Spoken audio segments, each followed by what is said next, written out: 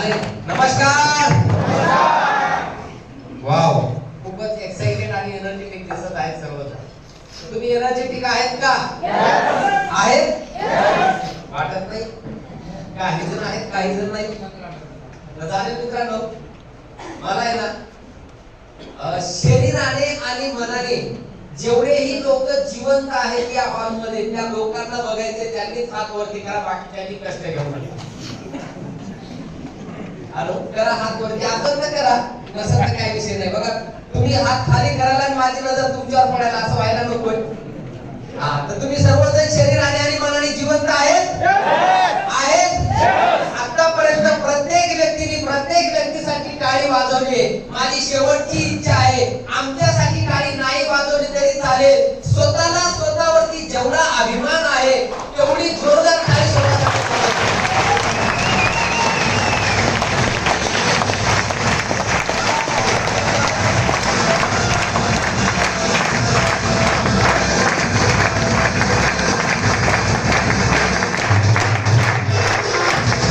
Thank you. आज जे पहिल्यांदा आले ते म्हणत असतील, हा गाय भेडांचा बाजार चालू आहे, आला तो नमस्कार करतोय आणि इच्छा असताना किंवा इच्छा नसताना सुद्धा वाजवा टाळी म्हणतोय आणि जबरदस्तीने टाळी वाजून घेत आहे. एकच सांगतोय, जर तुम्हाला वेड्यांचा बाजार वाटत असेल तर हा नक्कीच वेड्यांचा बाजार आहे. आता मी एक वेडा आहे आणि मी गेल्याच्या नंतर आणखी एक वेडा येणार आहे, त्या वेड्याला तुम्हाला ऐकायचं. आणि असं म्हटलं जातं आणि मी सुद्धा ऐकलेलं आहे, जेवढेही लोक इतिहासकार आहेत ते सगळे वेडे होते आणि त्या ध्येय वेडे लोकांनी इतिहास रचला आणि आज ते इतिहास रचलेला ते इतिहास शहाणे लोक पुस्तकात वाचत आहेत.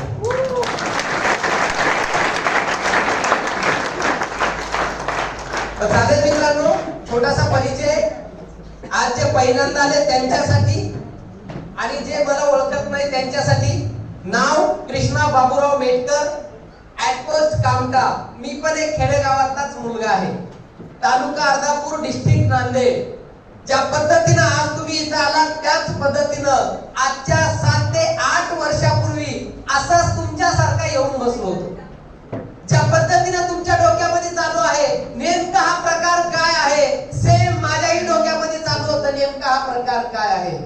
त्याचं कारण असं आहे, तुम्हाला तुमच्या मित्रांनी आणला असेल, नातेवाईकांनी आणला असेल, कदाचित एखाद्या अनोळखी व्यक्तीने आणला असेल.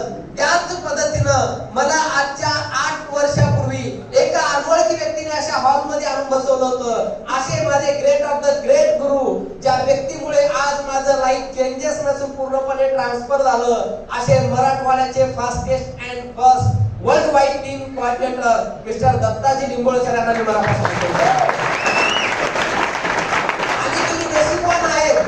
तुम्ही नशीबवान आहेत. मी गेल्याच्या नंतर त्यांना तुम्हाला ऐकायचा चान्स मिळणार आहे मित्रांनो. योगायोगाने तुम्हाला ऐकण्याचा चान्स मिळणार आहे मित्रांनो. तर मित्रांनो, त्या बिझनेस मध्ये येण्यापूर्वीचं जर बॅकग्राऊंड बघितलं तर तुम्ही सर्वांना ऐकलं ना. प्रत्येक व्यक्ती वेगवेगळ्या प्रोफेशन मधून होतं मित्रांनो. सेम मला हे जे काही चालू होतं का पटत नव्हतं, पचत नव्हतं, त्याचं कारण असं आहे, कारण मी या बिझनेस मध्ये येण्यापूर्वी एकदम सर्वसामान्य कुटुंबातला मुलगा आहे, जसे सर्वांनी सांगितलं. पण त्यावेळेस एक सर्वसामान्य कुटुंबातला मुलगा असल्यामुळे प्रोग्राम मध्ये जेव्हा बसलो होतो त्यावेळेस काही आकडे ऐकत होतो आणि ते आकडे पटत नव्हते, पचत नव्हते. का पटत नव्हते, पचत नव्हते त्याचं कारण सांगतो मित्रांनो. कारण मी स्वतः जीवन जगणाऱ्यातला नव्हतो, जीवन काटणाऱ्यातला होतो मित्रांनो. तर माझा तुम्हाला प्रश्न आहे, आपल्याला जीवन जगण्यासाठी भेटलंय का काटण्यासाठी भेटलंय? बोलायचं सर्वांनी. हॅलो, जगण्यासाठी भेटलंय? तर दुसरा प्रश्न असा आहे, आज आपण जीवन जगत आहोत का जीवन काटत आहोत? काटत आहोत आपण. सगळ्या महिला बेजार आहेत बचत गटचे हप्ते भरून. इकडचे पुरुष मंडळीचे यंग जनरेशन आहे ते बेजार आहेत मोबाईलचे हप्ते आणि मोटरसायकलचे हप्ते भरून. आणि थोडेफार सेटल झालेले आहेत तर ते चांगलं घर वगैरे बांधलेलं असेल तर घराचे हप्ते भरून बेजार आहेत. म्हणजे कळतच नाही आपण जीवन जगण्यासाठी जन्म घेतलाय की हप्ते भरण्यासाठी जन्म घेतलाय तेच कळत नाही. आणि त्याच्यातच मी एक होतो मित्रांनो. मी वर्षाचे 12 महिन्यापैकी आम्ही 4 महिने गावाकडे मी पावसाळ्यात राहायचो काम करायचो आणि त्याच्यातले 8 महिने अक्षरशः मी रोडवरती दगड फोडायचं काम करायचो मित्रांनो. रोडवरती गिट्टी फोडायचं काम करायचो. रोडच्या बाजूला अशी पार्क ठोकलेली राहायची आणि रोडवरती मी गिट्टी फोडायचं काम करायचो. आणि 2 महिन्याला आमची पार्क बदलायची, म्हणजे झोपडी बदलायची. 2 महिन्याला राहण्याचाही ठिकाणा नव्हता. अशा अवस्थेमध्ये राहायचो आणि अवस्थेमध्ये राहत असताना मी हा प्रोग्राम मला आणून दाखवला. ज्या दिवशी प्रोग्राम आणून दाखवला त्या दिवशी पायामध्ये 40 रुपयाची चप्पल होती, अंगामध्ये 100 रुपयाचं शर्ट होतं, 150 रुपयाचा पॅन्ट होता, फुटलेला रबर गुंडाळलेला 300 रुपयामध्ये घेतलेला एक सेकंड हँडचा मोबाईल होता मित्रांनो, बटनचा. माझ्या अंगामध्ये 100 रुपयाचा शर्ट होता, ते प्रॉब्लेम नव्हता. अंगामध्ये 150 रुपयाचा पॅन्ट होता, ते प्रॉब्लेम नव्हता. पायामध्ये 40 रुपयाची चप्पल होती, ते प्रॉब्लेम नव्हता. प्रॉब्लेम तिथं होता फक्त आणि फक्त डोक्यामध्ये महिन्याला 5 ते 1000 रुपये कमवण्याचे विचार होते. हे प्रॉब्लेम सर्वात मोठा माझा होता. आणि मला माहिती आहे इथे जेवढे पण लोक आहेत ते सर्वसामान्य कुटुंबातले लोक आहेत, मिडल क्लास लोक आहेत आणि यांचा प्रॉब्लेम एकच आहे, जे आठवड्याला 2,10,000 महिन्याला 8,40,000 रुपये पटत नाही, तेच आपला प्रॉब्लेम आहे. दुसरा कुठलाही प्रॉब्लेम नाही. कारण पैसा कोणाला नकोय, प्रत्येकाला पैशाची गरज आहे मित्रांनो. आमचे जेवढे पण आज टीम लीडर येऊन गेले प्रत्येकाने सांगितलं प्रोडक्ट खूप जबरदस्त आहेत, प्रोडक्ट खूप चांगले आहेत, आम्ही हे प्रोडक्ट वापरले, ते प्रोडक्ट वापरले, पैसे दिले, प्रोडक्ट मिळतात. तर तुमच्या माहितीसाठी सांगतो मित्रांनो, ज्या दिवशी मी हा बिझनेस प्लॅन बघण्यासाठी आलो होतो त्या दिवशी मी प्रोडक्ट बघितले नाही. का बघितलं नाही त्याचं कारण असं आहे, ज्या माणसाला तहान लागलेली असते त्याला फक्त पाण्याची गरज असते, त्याला जेवणाची गरज नसते. ज्या माणसाला भूक लागलेली असते त्याला जेवणाची गरज असते. आणि सेम त्याच पद्धतीनं एका गरीब माणसाला मित्रांनो प्रोडक्टची गरज असो नसो माहिती नाहीये, पण एका गरीब माणसाला पैशाची गरज असते मित्रांनो, पैशाची गरज असते. आणि हे प्रोडक्ट बघितले नाही, काही गरज नाही. का गरज नाही त्याचं कारण सांगतो. इथं सांगितलं गेलं आपल्याला शेतीचे प्रोडक्ट मिळतील. गुंठ्यावर जमीन नाही, शेतीच नाही, तर शेतीचे प्रोडक्ट मी काय करणार, लागत नाही तुम्हाला. आरोग्याला प्रोडक्ट लागतात. अशा कुटुंबातून आहे, आधी ताप आली तर मेडिकलला जाणार आणि नंतर ताप नाही कमी झाली तर दवाखान्यात जाणार. तिथं त्यानं जर 50 रुपयाच्या गोळ्या लिहून दिल्या तर 25 रुपयाच्या गोळ्या आणणारा मुलगा. अशा कुटुंबातून आहे मी. मला 10,000 रुपयाचे आरोग्याचे प्रोडक्ट लागतील का, लागणार नाही. साबण, शॅम्पू, पेस्ट, चायपत्ती तुम्ही घेऊ शकता. मला पण सांगण्यात आलं होतं, अहो मी पाणीमध्ये राहणारा मुलगा आणि कोळशाने दात घासणारा, 10,000 रुपयाचे प्रोडक्ट मला काय करायचे, गरज आहे का मला, नाहीये. पण मला सगळ्यात जास्त गरज कशाची आहे, मला पैशाची गरज आहे. आणि मला फक्त आणि फक्त या बिझनेस मध्ये पैसा दिसला मित्रांनो, आणि त्या फक्त आणि फक्त पैशासाठी मी या बिझनेसला सुरुवात केली. सुरुवात ज्या दिवशी केली मित्रांनो, सुरुवात ज्या दिवशी केली त्या दिवशी भरायला पैसे नव्हते, बिझनेस स्टार्ट करायला पैसे नव्हते. आईकडे गेलो, आईला कन्व्हिन्स केलं, एका बचत गटातून 5 रुपये टक्के व्याजाने उचलून मला एका आयडीचे पैसे दिले. तुम्ही म्हणसाल आता 5 रुपये टक्क्याने नाही सर, 2 रुपये टक्क्यानेच मिळतात बचत गट मध्ये. पण माझी आई ज्या बचत गटात होती तिथल्या बाया खूप हुशार होत्या. पैसे वाढ करण्यासाठी 5 रुपयाच्या खाली पैसे द्यायचे नाही. 5 रुपये टक्के व्याजाने आईने एका आयडीचे पैसे उचलून माझ्याकडे दिले. जसं मी एका आयडीचे सरांकडे पैसे दिले, सरांनी मला पुन्हा 2 आयडीचा प्लॅन सांगितला, म्हणजे 3 आयडीचा. पुन्हा वडिलांना कन्व्हिन्स केलं, वडिलांनी एका सावकाराकडे 5 रुपये टक्के व्याजाने उचलून मला 2 आयडीचे पैसे दिले. असे टोटल मी 3 आयडीचे पैसे सरांच्या हातात दिले आणि सरांना एकच बोललो, सर मी खूप गरीब आहे, मी खूप गरीब आहे सर, कष्ट कितीही करायला तयार आहे, कारण मी दिवस रात्र मेहनत करण्याची माझी तयारी आहे, फक्त मला पैसे मिळाले पाहिजे. तर सरांनी एकच बोलले, हे तुझे 30,000 नसून 3 लाख रुपये आहेत. सरांनी वाक्य बोलले, हे तुझे 30,000 नसून 3 लाख रुपये आहेत. जोपर्यंत 3 लाखाचे 30 लाख रुपये तुला कमवून देणार नाही तोपर्यंत फक्त माझा हात सोडू नको. आणि मी पण सरांवरती एक विश्वास ठेवला, सरांवरती एक विश्वास ठेवला आणि निर्णय घेतला काम करण्याचा. हळूहळू कामाला सुरुवात केली. कामाला सुरुवात केल्यामुळे मी ज्या लोकांच्या संगतीत राहायचो ते लोक माझ्यासोबत दगड फोडणारे, लेबर काम करणारे, ट्रॅक्टर ड्रायव्हिंग करणारे, त्यांना मी हा बिझनेस सांगितला की ते मला वेड्यात काढायचे. ज्यांनी मला वेड्यात काढलं त्यांना मी बाजूला केलं, ज्यांनी माझ्यासोबत विश्वास ठेवला त्यांना मी सोबत घेतलं आणि हळूहळू काम चालू केलं. जसं काम चालू केलं मग पाहुणे रावणे पण आमच्या घरी यायचे आणि माझ्या आईला विचारायचे, शशिकलाबाई तुमचा मुलगा काय करतं.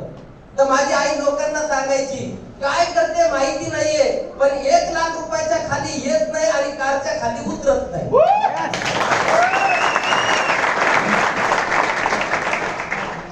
आई खुश होऊन म्हणायची नाही, चिडून म्हणायची, नवीन बिझनेस चालू केला होता देवाची. कारण आपला बिझनेस चालू केल्याच्या नंतर लाखाच्या खाली गप्पा करायचो नाही. घरी गेला की येणाऱ्या काळात 1,00,000 रुपये कमवणार. घरी गेलं की मी म्हणालो मी कार घ्यायचो. वडील आणि कळत नकळत वडिलांनी हे शब्द ऐकले की वडील एकच म्हणायचं, तुला काय करायचं गावाच्या बाहेर करत राह, गावात येऊन करायचं नाही. असे मला वडील बोलायचे. पण या दोघांचं मी ऐकायचो, या कारणाने ऐकायचो, या कारणाने सोडायचो आणि मी माझी मेहनत करायची तयारी ठेवली. हळूहळू काम करत गेलो मित्रांनो. या बिझनेसची ताकद, या सिस्टमची ताकद. सुरुवातीला गाडी घेतली यामा वायबीआर म्हणजे मोटरसायकल. जेव्हा मोटरसायकल घेतली ती माझ्या खानदानातली पहिली नवीन टू व्हीलर होती. याच्यावर अंदाज लावू शकता माझा खानदान किती श्रीमंत असेल. अंदाज लावू शकता माझा खानदान किती श्रीमंत असेल. प्रामाणिकपणे जशी मोटरसायकल घेतली असं म्हटलं जातं, माणूस ज्यांच्या संगतीत राहतो तसा घडत जातो. या बिझनेसची ताकद, या सिस्टमची ताकद मित्रांनो. माणूस ज्यांच्या संगतीत राहतो तसा घडत जातो. माझी संगत चेंज झाली. सूट घालणाऱ्या लोकांच्या सहवासात आलो. जे लोक लाखो रुपये कमवण्याचे स्वप्न बघायचे आणि त्या स्वप्नासाठी काम करायचे त्यांच्या संगतीत गेलो आणि प्रामाणिकपणे मेहनत करत गेलो. या बिझनेसची ताकद, या सिस्टमची ताकद मित्रांनो.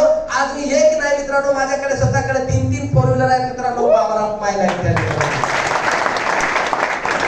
त्या बिझनेसची ताकद, सिस्टमची ताकद मित्रांनो कधी विचार केला नव्हता. एक टाइम होता रोडवरती झोपडी टाकून रोडवरती पाय ठोकून राहायचो मित्रांनो. पण आज सांगायला अभिमान वाटतं. या बिझनेसची ताकद, या सिस्टमची ताकद. नांदेड सारख्या ठिकाणी स्वतःचं आज कमाईचं 70 लाख रुपयाचं घर बांधलं मित्रांनो. पॉवर ऑफ माय एक विश्वास मित्रांनो. आज छोटी मोठी रिअल एस्टेट मध्ये पण इन्व्हेस्टमेंट केली मित्रांनो. आज सगळ्या गोष्टी सेटल झाल्या मित्रांनो. आज सगळ्या गोष्टी सेटल झाल्या मित्रांनो. फक्त मला एकच मेसेज द्यायचा आहे तुम्हाला. मला तुम्हाला एकच मेसेज द्यायचा आहे. आज आले तर मनापासून तुमचं वेलकम आहे. पण जर आज नाही आले तर एक ना एक दिवस तुम्ही येणार आहात. तुम्हाला इथं कोणी आणलं ते महत्वाचं नाहीये, तुम्हाला कुठं आणलं ते फार महत्वाचं आहे मित्रांनो. करून सांगतोय, तुम्हाला कोणी आणलं ते महत्वाचं नाही, कुठं आणलं ते फार महत्वाचं आहे. त्याचं कारण असं सांगतोय तुम्हाला ज्यांनी आणलंय त्याच्यासोबत तुम्ही आज काम नाही चालू केलं ना तर एक दिवस कोणासोबत तुम्हाला काम चालू करणं आहे मित्रांनो.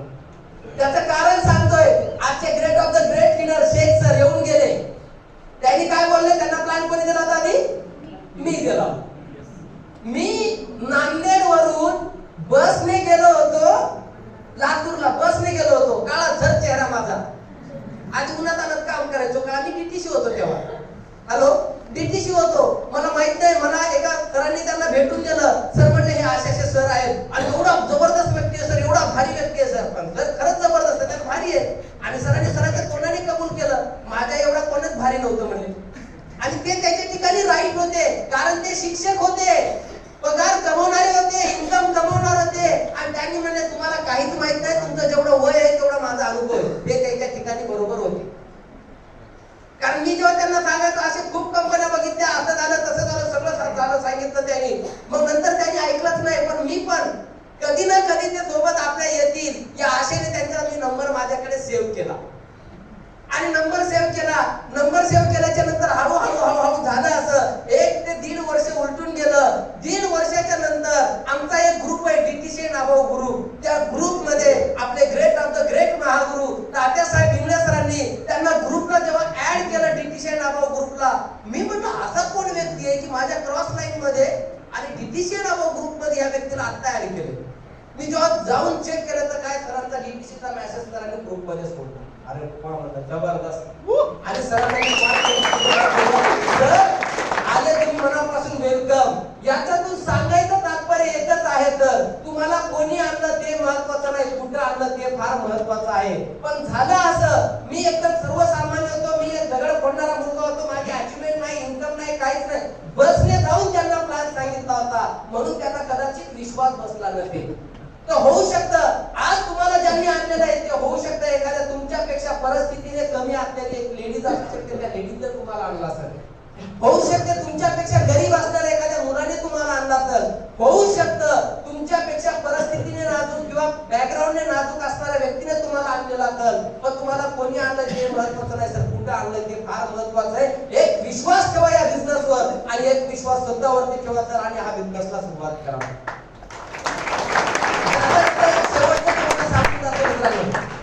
जाता जाता एकच शेवटचं तुम्हाला सांगून जातो मित्रांनो, हा बिझनेस एवढा पॉवरफुल आहे, हा सिस्टम एवढा पॉवरफुल आहे, आपण विचार सुद्धा करू शकत नाही मित्रांनो. जेवढे स्टेजवर आले ते सर्व एज्युकेटेड लोक होते, मान्य करताय?